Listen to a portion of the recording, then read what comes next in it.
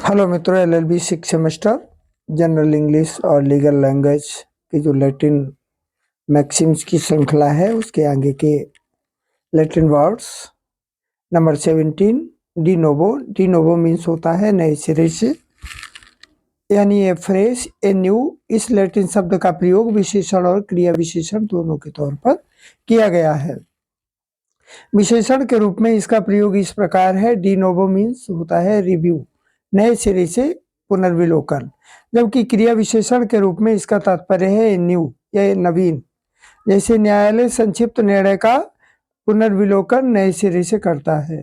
कर्नाटक राज्य बनाम सी नागराज स्वामी 2005 8 supreme court के 370 में अभियोजन के लिए अवैध मंजूरी पर अभियुक्त को अवमुक्त कर दिया गया था। नए सिरे से जांच को उचित माना गया तथा परीक्षण न्यायालय को आदेश दिया गया कि 6 महीने के अंदर परीक्षण पूरा हो। नेक्स्ट मैक्सिम है 80 number, x party. X party means होता है एक पक्षीय, फ्रॉम वन साइड ओनली। जब एक पक्षकार बिना दूसरे पक्षकार को सूचना दिए उसकी अनुपस्थिति में आवेदन का निस्तारण कराकर अंतरिम निषेधाज्ञा जारी कर लेता है, उसे एक पक्षीय निषेधाज्ञा कहा जाता है। एक पक्षीय कार्यवाहियों में केवल उस एक पक्ष उपस्थित होता है। यदि किसी कार्यवाही में न्यायालय के समक्ष दूसरा पक्षकार उस कार्यवाही में सहयोग देने से इनकार करता है या उपस्थित नहीं होता है तो यहाँ एक पक्षीय संचालन किया जाता है। तमिलनाडु राज्य बनाम एम नटराजन एवं अन्य में प्रतिवादीगण 2 महिलाओं के साथ दुराचार एवं शील भंग करने के लिए आरोपित थे। विभागीय जांच में जांच अधिकारी ने उन्हें कई बार अपना पक्ष रखने के लिए अवसर प्रदान किया, परंतु वे जांच अधिकारी के समक्ष प्रस्तुत नहीं हुए। जांच अधिकारी ने एक पक्षीय प्रतिवेदन प्रेषित किया। उच्चतम न्यायालय ने पूर्व वर्णित परिस्थितियों में एक पक्षीय प्रतिवेदन को वैध माना। नेक्स्ट 90 नंबर देखेंगे, locus standi. Locus standi means होता है सुने जाने का अधिकार, right to bring an action. किसी कार्यवाही को लाने का अधिकार अथवा किसी निर्णय को चुनौती देने के अधिकार के लिए यह लैटिन भावार्थ प्रयुक्त किया गया है। इंग्लैंड में इसका प्रयोग किसी अधिकरण के समक्ष प्रस्तुत होने तथा सुने जाने के अधिकार के अर्थ में किया गया है। विशेषकर इसका प्रयोग परमाधिकार रिटों और आदेशों के संदर्भ में किया जाता है। न्यायालय सुनवाई प्रारंभ करने के पूर्व यह विचारण करता है कि पिटीशनकर्ता की विधि की स्थिति क्या है, क्या उसके किसी अधिकार का हनन हुआ है जिसकी प्राप्ति हेतु वह न्यायालय के समक्ष आया है। ये सारे के सारे मैक्सिम्स सीएलपी से ही है, पर ध्यान से सुनिएगा, 2-3 बार सुनेंगे तो कंफर्म हो जाएगा। यदि उसकी संपत्ति या हित प्रतिकूल प्रभावी है तो उसकी लोकस स्टैंडी मानी जाएगी।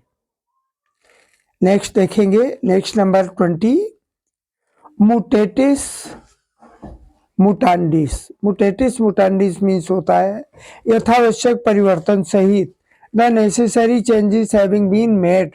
लैटिन शब्द का यह भावार्थ है सामान्य प्रयोग में लाभदायक है। जहाँ किसी विषय पर कोई विधान है और बाद में समान विधान पारित होता है तो पूर्व विधान को नए विधान के आलोक में यथावश्यक परिवर्तन के साथ पढ़ा जाता है। मरियप्पा एवं अन्य बनाम कर्नाटक राज्य 1938 3 सुप्रीम कोर्ट केसेज 276 में। भूमि अधिग्रहण अधिनियम 1994 को 1961 में भूमि अधिग्रहण कर्नाटक विस्तार और संशोधन अधिनियम द्वारा संशोधित किया गया। उच्चतम न्यायालय ने निर्णय दिया कि केंद्रीय अधिनियम तथा संशोधन एवं परिवर्तन जैसा कि कर्नाटक अधिनियम 1961 में उपबंधित किया गया लागू होगा। न्यायालय द्वारा जांच, पंचाट न्यायालय को निवेश, राशि वितरण और अधिग्रहित भूमि के संबंध में राशि की अदायगी के संबंध में यथा परिवर्तन केंद्रीय अधिनियम को लागू किया। नेक्स्ट मैक्सिम है, ओनस प्रोबेंडी। ओनस प्रोबेंडी मीन्स होता है सबूत का भार, बर्डन ऑफ प्रूफ। साक्ष्य विधि के अंतर्गत सिद्ध भार एक अत्यंत महत्वपूर्ण विषय है।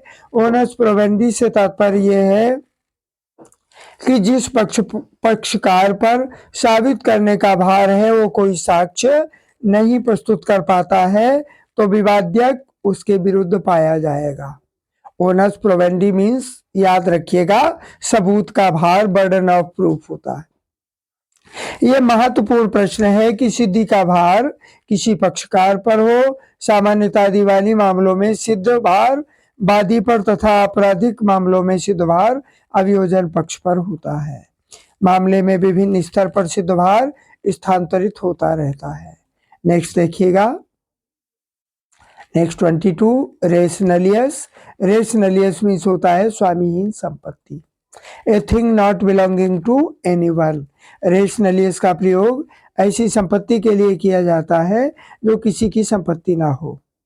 एक वस्तु स्वामीहीन हो सकती है चाहे पूर्व का स्वामी अंतिम रूप से उसे अभिव्यक्त कर दिया हो, चाहे वो किसी भी व्यक्ति द्वारा विनियोजित न हुई हो, चाहे ये प्राइवेट स्वामित्व के लिए ग्रहणशील ना हो। 23 नंबर देखेंगे, एलिबी। एलिबी मीन्स होता है एल्सवेयर।